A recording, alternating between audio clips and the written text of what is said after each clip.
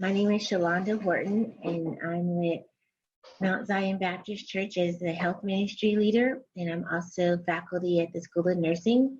And we are very blessed to have graduate nursing students with us today who will be sharing with us shopping for health, which includes nutrition and tips for how to be healthy during a pandemic. And as a reminder, this is recorded, but we will have just the presentation slides in the middle of the screen, so that way we can crop you out when we edit, so you just have the presentations. The PDF version of this presentation will be posted on the Health Ministry website for Mount Zion. The previous 3 weeks slides are already there, and it's taken a little bit longer to get the recordings, but eventually when we have the recordings, we'll post them on the Mount Zion website. And without further ado, I'm going to turn it over to the students, and I'm going to go ahead and enable where they can share their screen with us. I'll let them introduce themselves, and then we'll begin. All right, so I'm Sarah. You guys can go. I'm Stephanie. And I'm Nicole. And we'll be presenting on shopping for health. I'm gonna share my screen. All right, so I have this up. Okay. Everyone, can everyone see? Let's see. Our slides. Does this look good? Everyone can see? Okay. All right, so first, let's talk about nutrition. Why is it important? Well, one, it supports a strong immune system. Two, we're able to then fight off infections, anything when it comes in, before it comes in, after it invades. And three, we need that energy from our food. All those essential nutrients help our body repair what we need to repair. If you want that shiny hair, that glowing skin, choose healthy foods. And then an important note, weight is not the most important factor. From the U.S. Department of Health and Human Services, people who are at a healthy weight, even eating poorly, is still associated with major health risks, heart disease, hypertension, type 2 diabetes, cancers, certain types of cancers, and osteoporosis, to give you examples. And that's why we really want to choose those healthy foods for your long-term health and your body. So have any of you ever stood in HEB in front of what feels like 10,000 different types of tomato sauce or peanut butter, and you're trying to just find the healthiest version to bring home to your family? I want to hear from you guys. How do you know which one of these 10,000 different types of peanut butter is the best one to bring home? How do you guys figure out while you're shopping what healthy food actually is?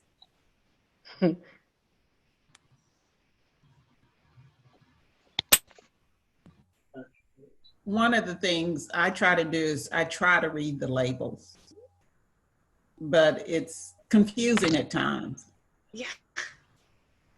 Absolutely. So which labels do you look at? Do you look at the front label or the back label or both? I look at the back, where it tells what ingredients are there. I try to look at the first 4 ingredients they have in the product. Why the first 4? Because those are the ones, I guess, that I've learned that's where my nutrition is coming from. You nailed it. So, Sarah, you can go to the next slide.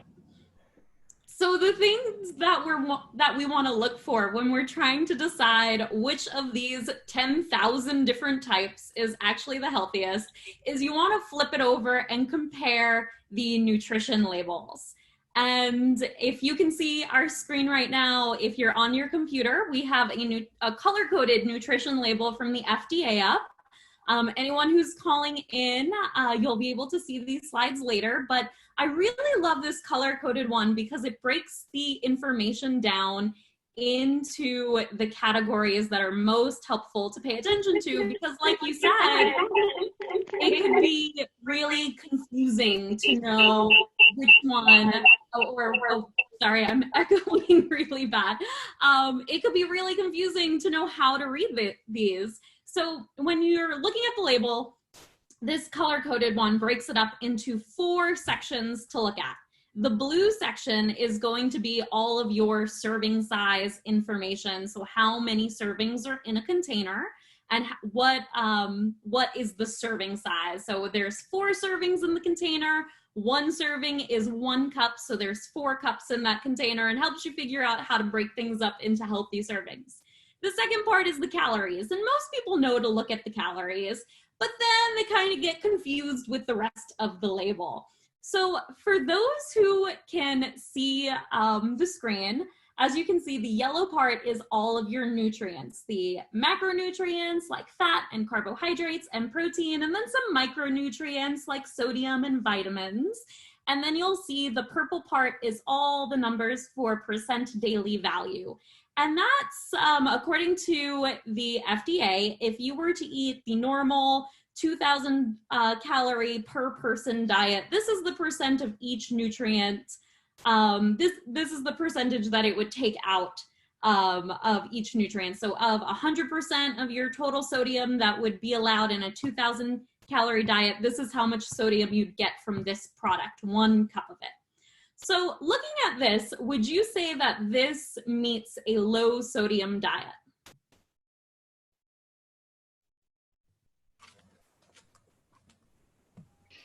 I don't think. No. I say no. Why not? Well, it's got 850 milligrams.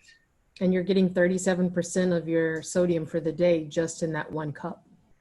Exactly. So 37% of sodium is 850 milligrams. And since that's over the 20% at the side of the label that is high, you're going to know this is a very high sodium food. 5% is going to be low. So where you want to get the highest amounts is down here in the vitamins. So vitamin D, calcium, iron, potassium, you're looking for as high numbers as you can get there. And then in your fat and sodium and cholesterol numbers, you're going to want to look for numbers that are close to 5 or even lower to get healthy amounts of food. I know labels, as you said, can be really confusing. Does anyone have any questions while looking at this?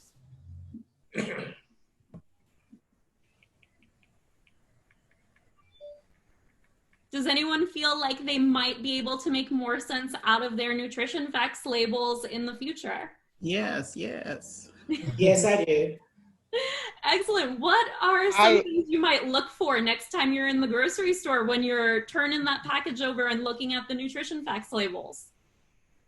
A lot of time I check the sodium and the calcium because my calcium at one time was running low, and vitamin D. So I'm very cautious of checking that, and the portion size. That's smart. Looking for things specifically for your health. So with your calcium, that's a smart way of tailoring it. Does anyone else think they might change or even look at some new nutrition facts labels the next time they go shopping? Maybe compare some different types. I understand better the percent daily value. I've never looked at the percents that often. And that knowing that 5 is low and 20 is high makes a lot of sense. Mm-hmm. Excellent. Okay, so Sarah, I think we can go on to the next slide.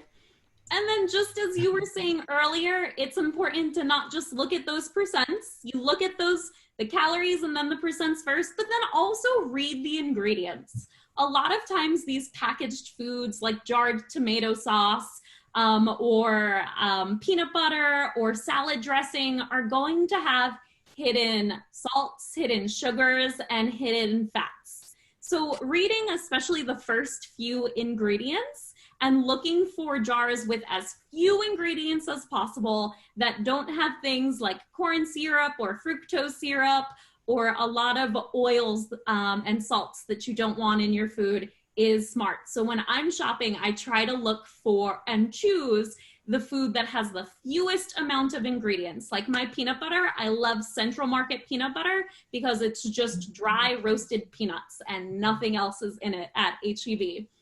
So choosing a healthy food that way is also smart. And we can go on to the next slide, Sarah.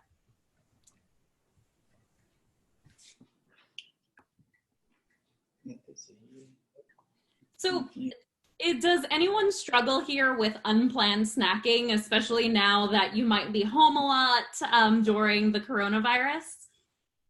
Oh, yeah. Yeah, this is a big one for a lot of people. So what are some ways you guys have tried to stop the unplanned snacking?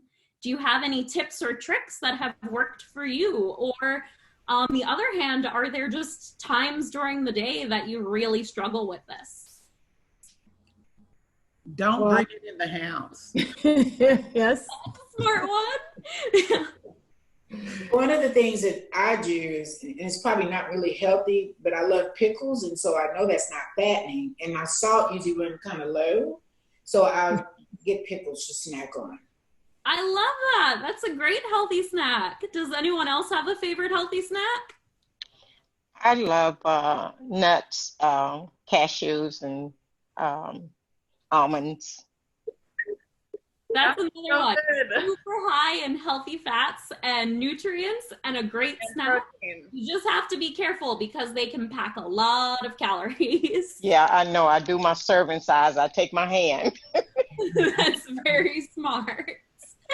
Anyone else who's either really struggling with this or has some sort of healthy tip that has really worked for them? This is Shalonda. I'll usually, I'll go drink a big cup of water because sometimes I'm probably thirsty and don't realize it before I go get my snack. So I'll drink some water and then evaluate, do I really want this snack? I love that. One of the things to know about our bodies is that we actually can't tell the difference immediately between being hungry and being thirsty. So a lot of times we'll feel thirsty, but our body will translate that into hunger. So reaching for the water first is a great tip. And then there are some other healthy tips that I really love from this list, and you guys can go back and read the rest later. But the ones that really help me is keeping those snack foods that I have less control over. And we all have one of them. For me, it's Nutella. I could eat a jar of Nutella in 1 to 2 days if I'm not careful. So keeping those snacks hard to reach in my house. I know I've had clients before who tell me they put it in the back of a really high shelf, or even when their kids bring home Halloween candy, they go and they put it in the shed and the kids can go out there, but making it so that you have to drag over a chair, climb on the chair, reach into the back of your pantry and get the snack that is challenging for you to control yourself around really makes it more mindful for when you choose to be reaching for that.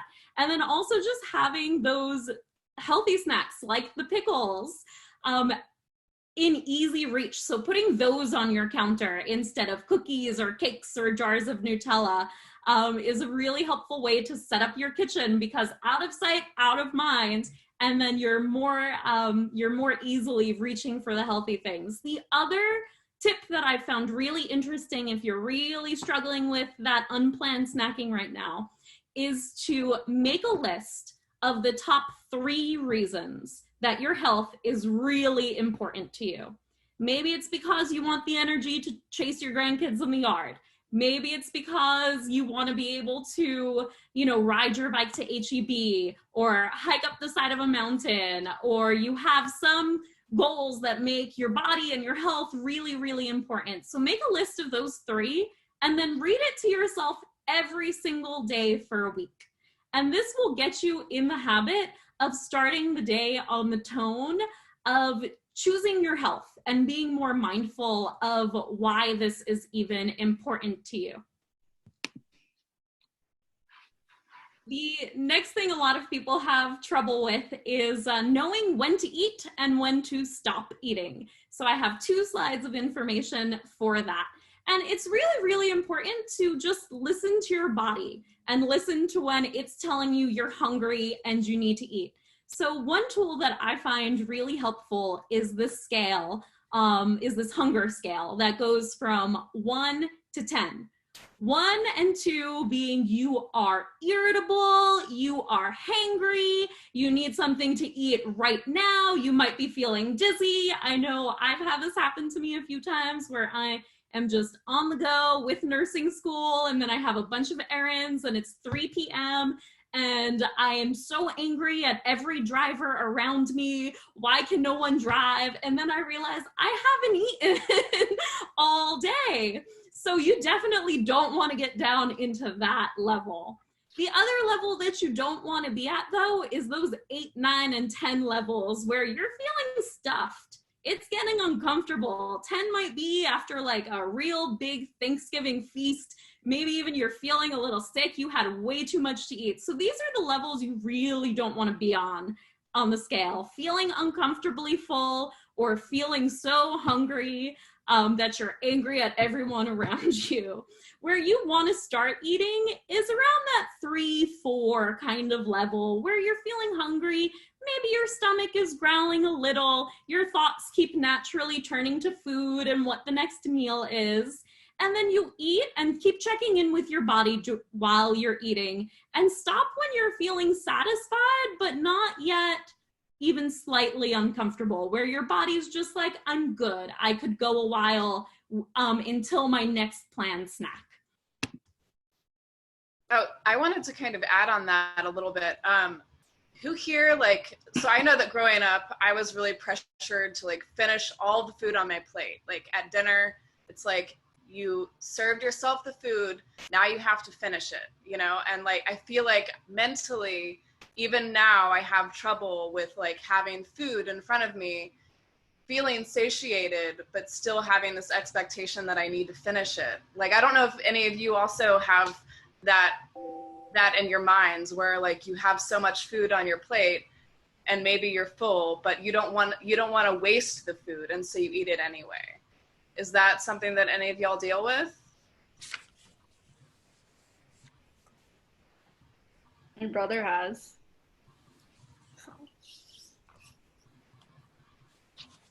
And if you don't, that's great. If I find that if that ends up happening, what you can do is if you can save that food for later, just get a little Tupperware container, put it in the fridge, and then you can use it as a snack if you reheat it. So that's just something to think about, I guess, if you struggle with that. So I do sometime, maybe on a Sunday when I fix a big dinner. And what I do is I cover it and put it in the refrigerator and warm it up later. Because sometimes my eyes are bigger than my stomach. So that's what I tend to do. that's really good. Yeah. That's a great habit to have. What Stephanie was describing, the belief that we have to finish everything on our plate, or we've been told that, you know, there are starving kids in the world, so we have to be thankful by eating every single morsel on the plate and not throwing anything out. That's something that in psychology is actually called a thought distortion, and it's an untrue belief that we sometimes hold us back from being our healthiest self. Because throwing away food or saving it for later or not finishing everything on your plate is actually a really healthy skill, because you need to listen to your body and you need to eat enough that you're satisfied, but not enough that you're hurting your long-term health and your long-term health goals. So remembering that a lot of us act like every thought we ever have that goes through our brain is the ultimate truth about the universe, but that's not always true. And remembering to stop and think about the beliefs that you have and whether they're helping or hindering your goals and your health is really important. And then some better ways you can handle it. Like Stephanie and one of our members said, putting it in the fridge for later is a great way to handle that specific thought distortion. And then now this slide, I want to talk about the different types of hunger we might experience, especially when it comes to snacking. And I know we have a few people calling in who can't see the little cartoon on the side, but it's a little child duck turning to the parent duck and saying, "I'm starving. Can I have a snack?" And the parent duck says, "You can have a healthy snack." And the little duck says, "Never mind, not hungry." Has this ever been you? Where you're telling yourself that you really, really want to eat and you're really hungry, but only pizza or only chocolate is going to satisfy you? You might be dealing with something called emotional hunger. There are two types of hunger. There's the physical hunger, where our body needs those nutrients in order to keep running, and we need food so that we're not angry at everybody around us, like we were talking with the hunger scale. And then there's the emotional hunger, where we might be stressed or anxious or scared, or we want to celebrate, and we're turning to food to help either numb those emotions or, like I said, to celebrate and to share with others. So some tips on figuring out whether what you're experiencing is actual physical hunger is that it comes on gradually and it can be postponed. So you could wait another hour or so to grab something to eat. It can be satisfied with any type of food, even pickles or apples or what have you. Once you're full, you can stop eating. So you're checking in, you feel satisfied, you don't feel this urge to keep going and finish all the pizza. And it causes satisfaction. You don't feel bad about yourself and you don't feel guilty when you stop eating. Emotional hunger is different. It comes on suddenly and feels very urgent. It causes very specific cravings like pizza, chocolate, ice cream. You eat more than you normally would, and you normally end up uncomfortably full. So in that 8, 9, 10 on the hunger scale.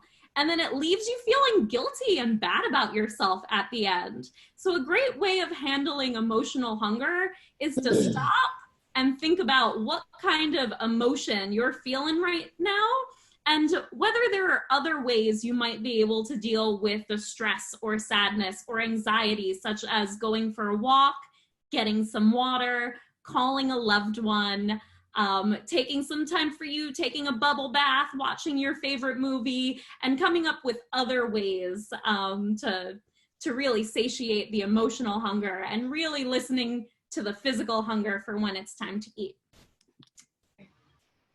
And to add on to that, a good way to see if you're eating well is kind of seeing if you're having a well-balanced meal. So maybe you're looking at this plate, it shows healthy oils, water, and then vegetables, whole grains, fruits, healthy proteins. So it tells you relatively the ratios of what you should be eating. And I don't know if like you're looking at this, you're like, oh, maybe I should add in more vegetables, or maybe I need to reduce some of my meats. This is like a good way to look at it. We'd love to hear from you guys. Looking at that plate, is there anything that you should cut back on, anything you should change, or something that you really need to add more of?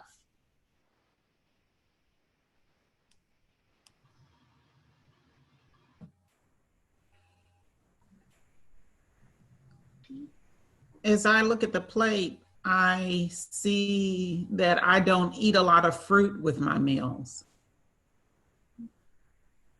So fruit is a big one for a lot of people. They don't get enough of it. And you can eat fruit with your meals. I love to put it in salads, or you could eat fruit as a snack. But making sure you're getting that fruit is definitely a good habit. Anyone else notice anything about the healthy eating plate? Any changes that they might want to make? Anything that jumps out at them? Or do you feel like your plate at lunch and dinner pretty much looks like this?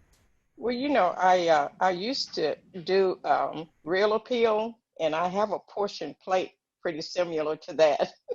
But I'm looking at it now, but I think I'm good with the vegetables. But I think I kind of go a little overboard with protein. Yeah, that's a common problem that people are going overboard with their protein, and I'm glad to hear that you're doing good with your vegetables. Yes. Okay. All right. I think maybe we can move on. I know we have about 10 minutes left to get through the rest of the slides. So we can continue to have questions later. I just want to make sure we're getting in all the information. So if you were looking at that plate and didn't feel similarly that you're getting enough vegetables, the rest of the tips in this will be about which ones to buy, how to add it into your diet, and how to make sure that they last for a long time and don't wilt as soon as you bring them home. So some foods to buy fresh are going to be things like potatoes and sweet potatoes and onions. If you keep them somewhere dark and dry and away from each other, they can last months. You also have cabbage and carrot, squash, which are other vegetables that last a long time. If you put them in your vegetable drawer, they'll be good for weeks. You might notice the cabbage leaves start wilting on the outside, but if you tear off those two outside leaves, everything else is still good to eat. Celery, I know a lot of people have trouble with celery, that it might start wilting almost as soon as you bring it home. But if you actually wrap your celery in tinfoil, it lasts for over a week, so it won't wilt. Some other fruits that are really good to have on hand in your fruit drawer that will last for weeks in the refrigerator are apples, oranges, pears, and grapefruit.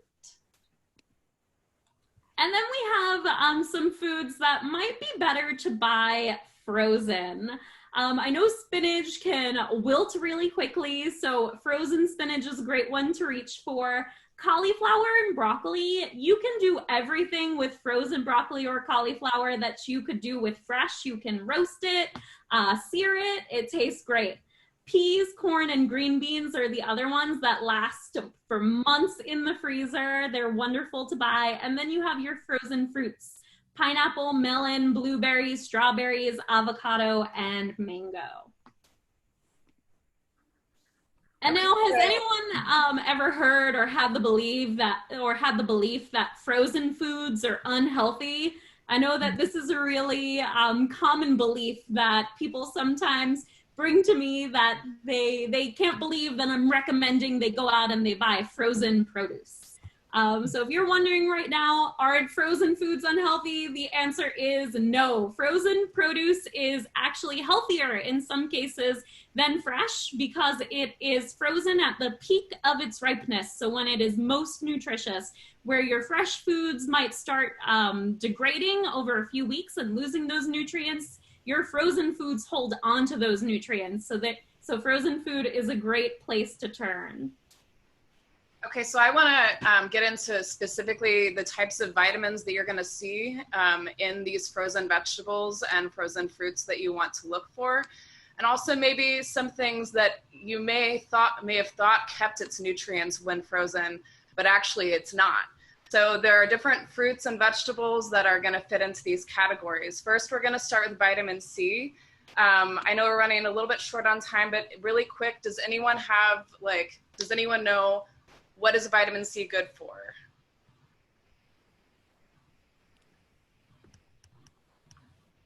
It helps you. It helps with your immune system as far as with colds and stuff like that. That's really, really good. So yes, it boosts your immune system. And it also has some other really awesome things about it. So vitamins A and C are going to help with your eyesight. Vitamin A, vitamin C can actually help reduce the development of cataracts. Some of these things that we notice when we get older, like, we think about the health of our skin, the health of our eyes, our muscles. So we're going to talk about a little bit about what these vitamins do. So vitamin C also helps support collagen production. So if you want that healthy skin, like Sarah was talking about at the beginning of our lecture, or our, not lecture, but you know what I mean, our presentation, then vitamin C is actually going to help that a lot.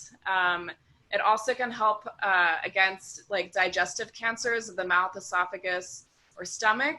And it can also help you feel happier. I don't know if you've heard of serotonin or norepinephrine. Those are brain chemicals. And those kind of help keep things in balance, and it helps keep you happy. And so vitamin C is really good for that. Things that like red pepper, you probably don't want to freeze, because research actually shows that it loses significant amounts of vitamin C. However, in corn, green beans, and blueberries, you're going to see a higher amount of vitamin C in the frozen form compared to the fresh form. So you might actually get more nutrients depending on the foods that we're looking at. So we can go on to the next slide with vitamin A. So I was talking about how it helps with vision and skin, and it can actually lower the risk of prostate cancer. That's another thing we think about when we're aging. You know, right around like age 50, you're like, okay, now I gotta go get my prostate exam. And like, I know people don't like to talk about it because it's like something that, you know, that I think there's a kind of a stigma around, but it is part of health, and it is something that we need to focus on. So get your vitamins. Vitamin A is really good for that. Things that are high in vitamin A are your leafy greens and orange things. So, and green beans and broccoli. But generally, strawberries and blueberries and corn don't have extremely high levels of vitamin A, so the frozen forms might not help you as much. But, and also, like, these are some things that, in terms of vitamin A, you might want to consider keeping more of these fresh as opposed to frozen, because they're going to retain that vitamin A a little bit better. So now we can go on to the next slide. Vitamin B. This helps with your red blood cells, and it helps protect the good fatty acids in your body. It helps with sleep, appetite, and mood. You're actually going to have higher amounts in broccoli in the frozen form than fresh. And carrots, corn, green bean, and blueberries also retain those B vitamins. So we can go on to the next slide. I know I'm kind of throwing a lot of information out at you, so you can ask questions once I'm done with the vitamins if you have any. Vitamin E is actually really well preserved in frozen foods: peas, carrots, corn, blueberries, spinach, broccoli. And you can even blanch or steam your vegetables, and they're going to retain that amount of vitamin E. And this is actually going to help protect vitamin A. So the vitamins kind of work together like that. It's kind of interesting. And it protects the body's essential fats as well. So we can move on to canned foods. So canned foods, how most people kind of know, there's just hidden salts, those sugars, those oils. So make sure to read the front and the back labels so that you're choosing the most healthy option. And you can also see on the front, sometimes it'll say like no added salt, or like it'll say like foods that are packed in water. Those are a lot better options. And then generally of the foods that are canned foods that are usually healthy: tomatoes, artichoke hearts, beets, olives, pineapple, water, packed tuna. So. Okay, and then in terms of food storage, we've mentioned before that like leafy greens tend to go bad. To go on to the next slide, and I want to talk about how you can actually prolong the life of your leafy greens if you're not doing this already. So perforated bags, I don't know if you've ever heard of them, but it's just having little holes in your bags. It helps your leafy greens breathe. They're still living, and so they work by using both oxygen and carbon dioxide. So you're actually allowing that exchange of air in and out of the bag. So it's actually going to prolong the life of your leafy greens. And if you put them towards the back of the fridge, a lot of people know this already, but the back of the fridge is colder. And so that the colder temperature is also going to help prolong the life of your leafy greens. And then I know in quarantine right now, or pseudo quarantine right now, it's, you know, you need some of those like filler items, like what things can you buy in bulk that are actually going to be really healthy for you and provide you with enough protein. Brown rice, millet, and oatmeal can be combined with fruits or vegetables, and they last for a really long time. I mean, I have brown rice that's probably like 7 or 8 months old in my cabinet right now that I should probably be using to eat. So, and it's relatively inexpensive. So these are some healthy options for that. And then to conclude, after shopping and plus we have that reopening happening, bigger reopening. So you want to be able to stay safe. When you're in the supermarket, make sure you're following guidelines, wearing your mask, staying at least 6 feet away from other people, avoid touching your face, and then being sure you're getting just about 1 to 2 weeks of groceries so that you can minimize how many times you go.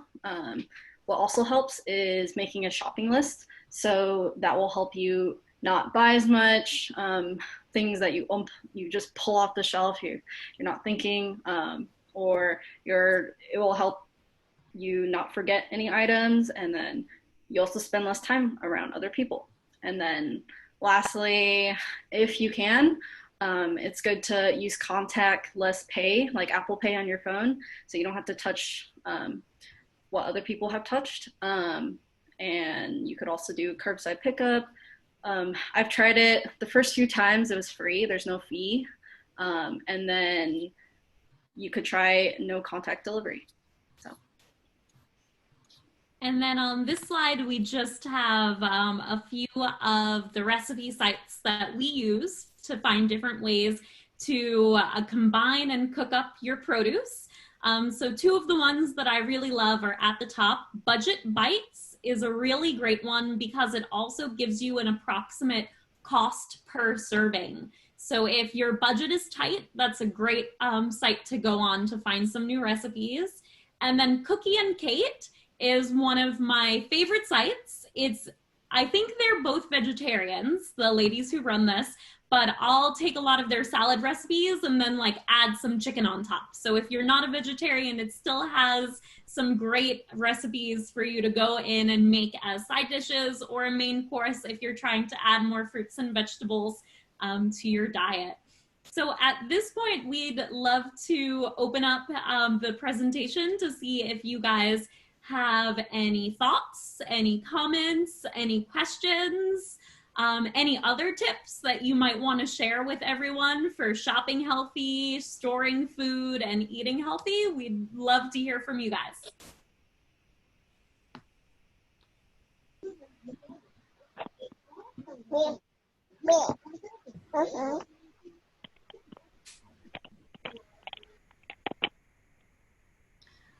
Okay, I've unmuted everyone. And so if you want to share your tips on what you've been doing to eat healthy during this time, during a pandemic, or any tips for storing food or shopping on a budget, you can do that at this time.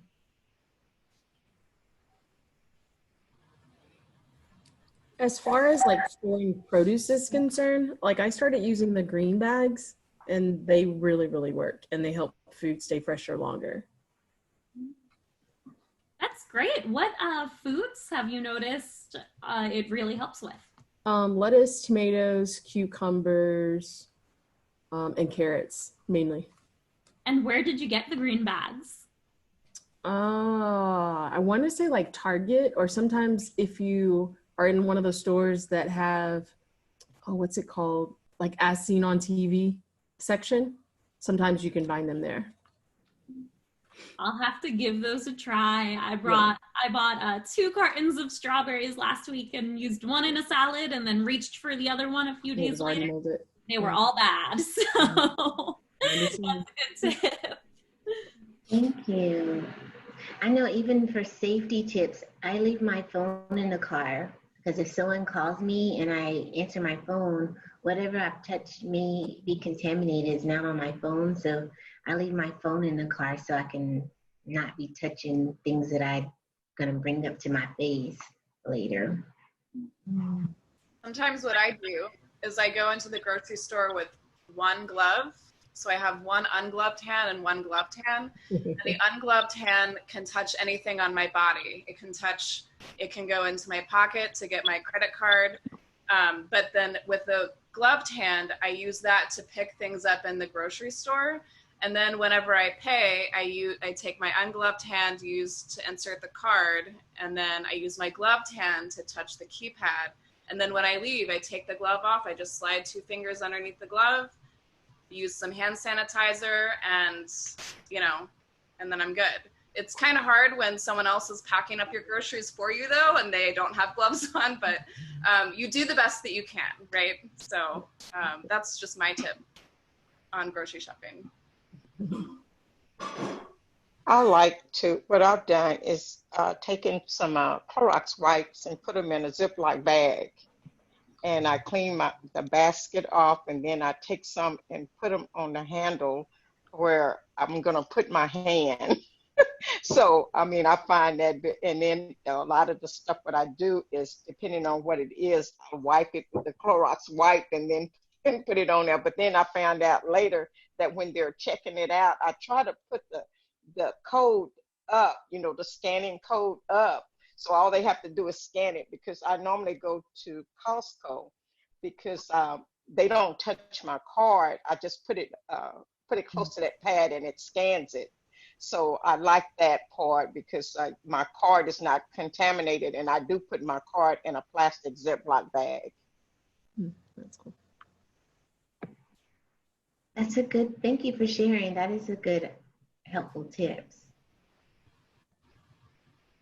Well, we want to respect your time. If there's not any other ones, if you could please help me in thanking the graduate nursing students for taking time to share with us. Yay. Thank you. Thank you. Enjoyed it. Thank you. Thank you guys for participating. Well, thank you all. Again, the presentations from the previous weeks, the slides are already posted on Mount Zion Baptist Church Health Ministry page, and we'll get the recordings up there as soon as we can. Thank you all. Take care. All right. Bye. Thank you. Thank you. Bye. Right.